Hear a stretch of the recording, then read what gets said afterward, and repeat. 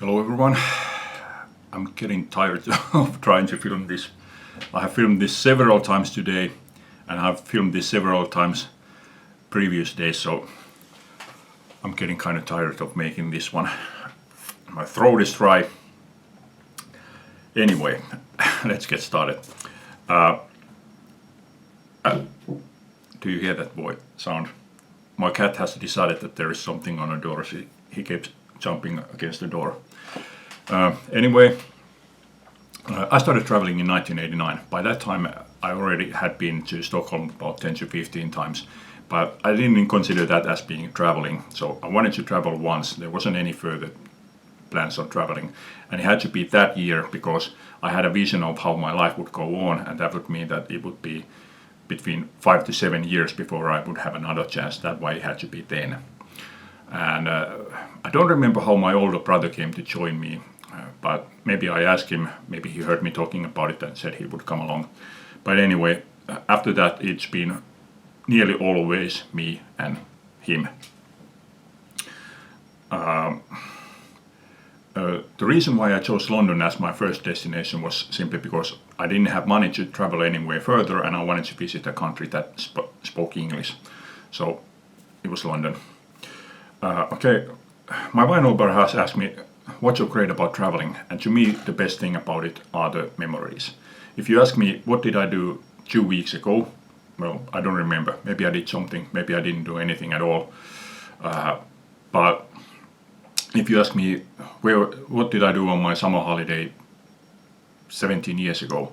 That would be 2003. I was in Copenhagen. I remember my travels. That's the best thing about it. Okay, how do I plan where to go and how do I plan what to do once I get there? And let's start with the latter one. Basically, I don't do much of planning at all. I usually plan like one thing, and that's because I have noticed that there has been occasions when I have arrived to some town that I really don't know like how to get started. So that's why I have like one thing as a backup, so that if I don't know really like how to get started, I can visit there and after that I'm fine. And the other reason why I only choose one thing is that I don't want to have a schedule that says that today it's this thing, tomorrow it's that thing and that thing and that thing and another day it's that thing. I want it to be a holiday so that I have a lot of freedom. So if I decide one day that I'm going to sit in a beachside bar, then that's what I'll do. Okay, how do I plan where to go? Again, I don't plan much of anything at all. Basically, when it's time to decide where to go, whatever comes to my mind first, that's good enough for me. Simply because if the question is where to go, I have an idea, that means that I must have interest for it. What else do I need? That's good enough for me. But I'll give you 3 examples of how I make my decisions like in a spur of the moment, like within a second. 2017, I had already decided that we would be going to Lisbon, Portugal, and we usually do this thing that we go to one town and then we also go to another town. So the only other town from Portugal that I knew was Porto.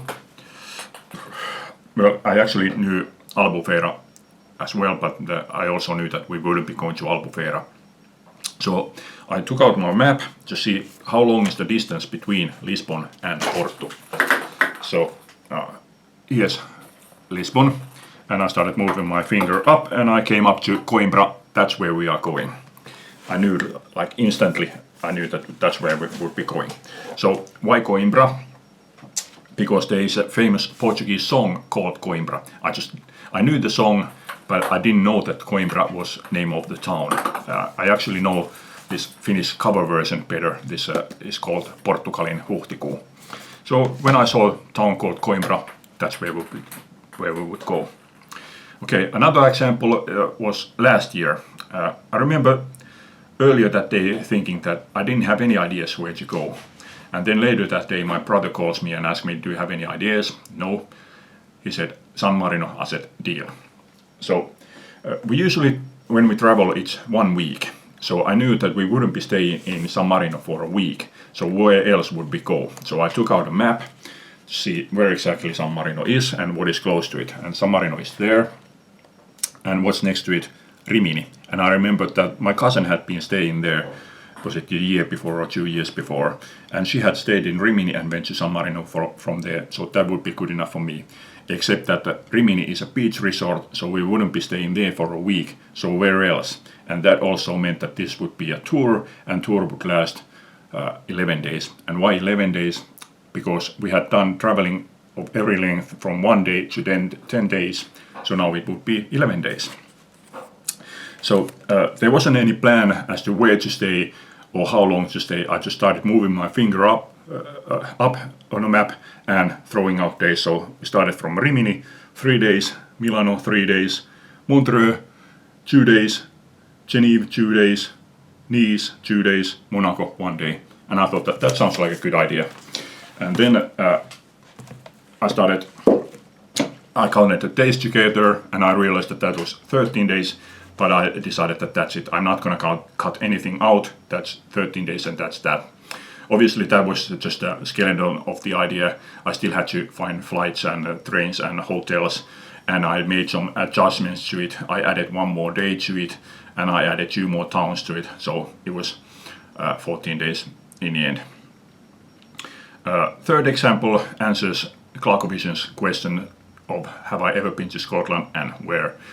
Yes, I've been twice to Edinburgh, and again I have to take you back. 1998, it was time to decide where to go, and I suggested London, and my brother said that we have already been there, let's go somewhere else. And I was kind of pissed off about it, but I decided that usually I make the call, so now it was his time to call. But he didn't actually have any suggestions as to where to go, so I made some research and I came up with Dublin, Ireland. He was okay with that, so I booked as a trip. Later on, I found out that I had booked it on the same week as I had a Rolling Stones concert here, so that meant that I had to postpone that trip by a week, which turned out to be impossible because the following week had been sold out.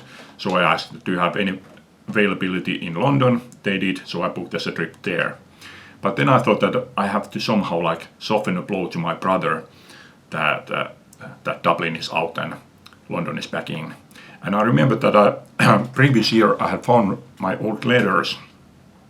I used to have a pen pal in Edinburgh. Remember pen pals? So I thought that let's go to Edinburgh and I'll try to find Laura. Obviously I understood that I only have this old address, and it had been something like 10 to 15 years earlier, so there wasn't any guarantee that she would still live there. But even if we wouldn't find Laura, we would still get to see Edinburgh. So I suggested this to my brother and he was okay with it. So we went to London, went to Edinburgh. I used that old address to call that address, and it turned out that her sister lived there and she gave me Laura's phone number. I called Laura, but Laura had a baby then, so she couldn't just up and come and meet me. But we started riding again. And the following time that I went to London, we again went to Edinburgh, and we met and we spent a day together. Unfortunately, we are not in contact anymore. We wrote to each other for about 10 years, but then it fizzled out. I have tried to find Laura from the Facebook, but with no luck. Okay. Steve Carlson asked me, what's a fun place for more budget money traveler? I don't think I'm the right person to really answer this. I usually stay in 4 or 5 star hotels in the center of town, and budget travelers, they stay in hostels or bed and breakfast, and they usually cook their own meals in those hostels. But other than that, I don't spend a lot of money when I travel. For example, I don't use taxis. I've only used a really handful of taxis in my travels. I do go to see sites, but I don't go to see expensive sites. For example, Sydney, Australia, I heard that you can climb to the top of the Harbour Bridge, But when I heard that it cost something like $100 to $200, I was like, yeah, forget about it.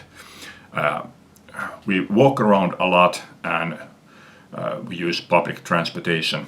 And what I have found very useful are these tourist maps. When I arrive to some country, like this one, for example, is Luxembourg, I pick these tourist maps up from the airport, and I use these. These will tell you what there is to see. For example, I have been to Adolf Bridge here, I have been to Three Towers. So these tell you where they are, how to get there. And yeah, we do a lot of walking. We usually do, the way we do is, we arrive some town, we take our bags to the hotel. When we feel ready to go out, we go to the door of the hotel and we look in which direction there are the most people, or in which direction most people are going. Because whatever there is in that town, that's where the people are heading. So just start walking after them. And we eat in these lunch places or cheap restaurants. Basically, you can eat anywhere between 10 to 15 euros, dollars or pounds, whatever the currency is, basically everywhere. The only exceptions have been Norway and Switzerland. Those have been clearly more expensive. Last year, for example, in Geneva, Switzerland, we went to eat in this Indian restaurant. It was just ordinary Indian restaurant. Here you can eat for under 15 euros, you get meal and a drink, but there it cost 45 euros. So clearly more expensive. And based on what I have read, Iceland is even far more expensive than those. I've only been at the Reykjavik airport, so I don't really know about that. Also, Steve Carlson has asked me, what's the most exciting place? Well, that depends. What do you mean by exciting place? To me, for example, London is. I've been there 7 times, and each time we have been to London, we have always visited different places, and there are still places that I haven't visited, like Westminster Abbey, for example. I still haven't been there. Then there are those towns that I haven't wanted to visit at all, or have been reluctant on visiting them, like Ljubljana. My brother wanted to go to Croatia. I didn't. I suggested that if we are going to that area, let's go to Slovenia. I had like at least a degree more interest in visiting there. But in the end, my brother suggested that let's go to both of them, so we did. So I tried to do a little bit of research on Ljubljana, that what can I do there, what is there to see, and I only came up with 2 things. One was a fruit and vegetable market, which I had no interest for, although we did end up sitting next to it. And another one was 3 bridges. They have this place in a town that has 3 bridges, like right next to each other. So we arrived there, and we came by bus to the town, and we walked from the bus station to our hotel, which was in the old town. So as we were walking to our hotel, we walked across those 3 bridges. So I remember thinking that we haven't really even arrived here yet, and we have already seen what there is to see. That what are we going to do here? So I was really like nervous, but in the end, I liked the town. I thought it was a really nice place, and I would go back there again, given the right opportunity. And the third example is, sometimes you go to some place and you just know that I like this place. It doesn't have to be any tangible thing. You just like that. To me, going to visit some town, I don't really care if it's beautiful or not. Obviously, if it is beautiful, it's better than ugly town. But it's not important thing to me. But still, Wien has been, in my opinion, the prettiest town that I have ever been to. So yeah, I like that. Amsterdam, I like that. I've been to both of those places twice, and I would go back to both of them, given a right opportunity. Okay, Chris Vinyl Transmission asked me, what place would I like to return first once the traveling opens up again? And what about your visits there make it the first on your list to go back? Well, basically, I don't have such a list. To me, it's been like, I want to visit a country, and then it's another country. It doesn't matter whether I have liked the place or not. I'm good. That's good enough for me. I have visited there. Now I've been there. Let's go to some other country now. That's my thing. But still, I would say that my number one of places would be St. Petersburg in Russia.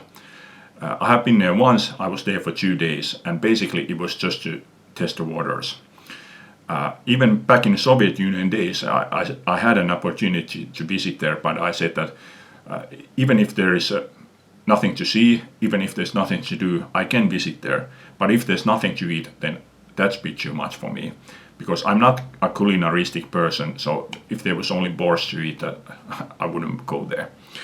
So this was sort of like to test the waters. I wanted to find out 2 things. First one was, do I find international restaurants there, which I did, and the other one was how to go around there, because I knew that they have metro there, but since they use Cyrillic letters and I can't read them, basically it means that the metro map is like empty, station, station, station, station, but if I don't know which station is which, how do I know where to go? I even asked a couple of persons who had been there, like how do they mark their stations, but they couldn't tell me. So now I went there and found out that they use both. They use their letters and they use our letters there. So now I know how to get around. So now I would like to go back there for a proper holiday. I have actually tried twice already going back there. I tried to get tickets for the Football World Cup, didn't get tickets. I tried to get tickets for the European Cup, didn't get tickets for that one either. But now they are postponed by 1 year, so maybe I still have a chance. Okay, Steve also asked, what's the worst place and why? And I have 2 of those. The first town, I don't blame the town, I don't hold a grudge against it, but my experience was bad, so I'm not going to say that what a great place it was. My experience was bad, and that was Barcelona. And first thing about it was the food. Like any of the days that I ate there, I was never completely happy. There was always something wrong about it. For example, on the first day we went to eat on Ramblas, and I ordered meat paella. You know, you're in Spain, you gotta try paella. And for the drink I took a glass of juice. And I did notice that the menu didn't mention the price of juice, but I thought that, hey, glass of juice, how much can it be? 9 euros. But it wasn't just a small glass of juice. It was a big glass that I had to hold with 2 hands. It was maybe liter and a half, but it still was 9 euros. And the meat was actually 4 pieces of bone. Like the meat, it was 99% bone. The only meat you can get was scraped with a knife, barely enough to get the taste in your mouth. So calling it meat paella was laughable. One day we ate in an all-you-can-eat buffet. Didn't like anything at all there. Even a carrot tasted bad. I remember I was trying to finish up something there, and my brother came with the ice cream, and he said, hey, this is good. So I went to take ice cream. There were 2 flavors, vanilla and chocolate, and I don't remember which one my brother had, but I tried to take the same. It had run out. So I thought that, well, it's ice cream, I take the other one, that must be good. But it wasn't. It tasted like a dishwater detergent, just plain awful. Didn't like anything at all there. One day we ate in a small restaurant. Food itself was good, no complaints about that. But the portion was so small that by the time we left I was still hungry. So we went to this sandwich bar.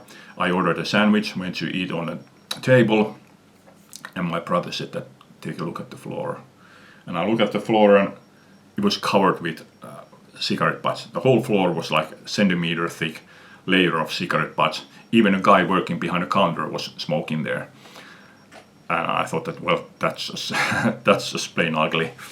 Well, I was eating it and a guy brings me the bill. I thought that, well, that's just odd. They usually wait until you have eaten and then they come and ask, did you like it and do you want anything else? And after that they bring the bill. But he brought it to me while I was still eating. Okay, I kept eating, and a moment later he comes back and taps on it like, pay it now. I thought that, well, that's just plain rude. But, well, I ate it, I left there, didn't like the place, didn't go back there anymore. Then the town, we were thinking of visiting some church there. under construction, going to the Olympic Stadium, under construction, going to the city fountain, under construction. Our hotel, worst hotel that I have ever been to. First of all, the room was kind of dark. The light at the ceiling was, it just wasn't effective enough. And it did have a large window there, but the window had been painted solid white. You couldn't see out at all. The floors, the walls were like solid stone. Door was solid wood. So anything that happened like outside, it came to our room like loud and clear. If somebody walked on the steps there, you could hear it. If somebody opened the door, somebody closed the door, it sounded like a bang to our room. That's the only time that I've ever been like in a situation where when our holiday ended, I was like glad to get the hell out of here and get back home. But still, the town itself, I did like the town, but yeah, wasn't a good experience. But the worst one was Kreta. I think it's Crete in English, C-R-E-T-E. And that was in 92. And in February 92, my younger brother came to me that we are on holiday on the same week, then let's go traveling. And I said, okay, but let's try it that we go to the airport, because at the time there were still the travel agencies had their offices there, so you could go to the airport and ask, what do you have available today, buy that for cheap and travel wherever it is. So we tried that, but everything was sold out, so we didn't get anything. On the way home, I suggested going to Stockholm. My brother didn't like that idea, so then I came up with the idea, let's go to Germany to Travemünde, and he was okay with that.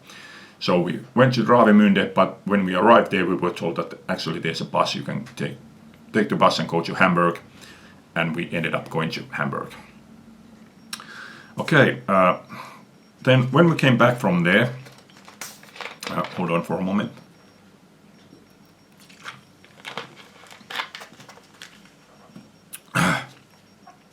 Yeah, when we came back from there, my older brother came to me that you were traveling with our younger brother. Now in April we have a holiday in at the same time. Let's go traveling. I said that okay, let's do that, but there's two things. Now first of all, I had just been traveling. Now this would be the second, and then during the summer there would be the third one. So that meant that this would have to be cheap. And he was okay with it. So I did a bit of research and I found this trip to Crete. When we arrived there, that day was warm, but all the other days were like chilly. During the day I had to wear a long sleeve shirt, and during the evening I had to wear a jacket. And it turned out that it was pre-season, and there wasn't anything really to do there. Beaches hadn't been cleaned after winter, so the beaches were all kinds of trash that she had thrown onto the beach during the winter. Water was too cold for swimming anyway, and yeah, basically it was ghost town, and me and my brother walked around like empty streets there. We did visit the ancient Greek excavation there, which was interesting, but that was only one day. Other than that, there wasn't like anything to do, and since there wasn't anything to do, we tried to sleep late, but it turned out to be impossible because our hotel was like next to the town square, and there was a big church there, and they started banging those church bells like every morning. I don't remember, was it 7 a.m. or 8 a.m. So it couldn't even sleep late. Smallest hotel I have ever been to, it only had 5 rooms, very bare bones room. Basically there was just bed and that's it. But the couple that kept the hotel was nice, so I did like them.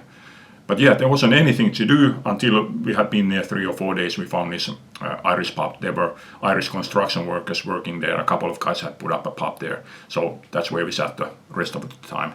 So knowing what I know now, if somebody were to give me a free trip like that, I wouldn't take it. I wouldn't go there for free.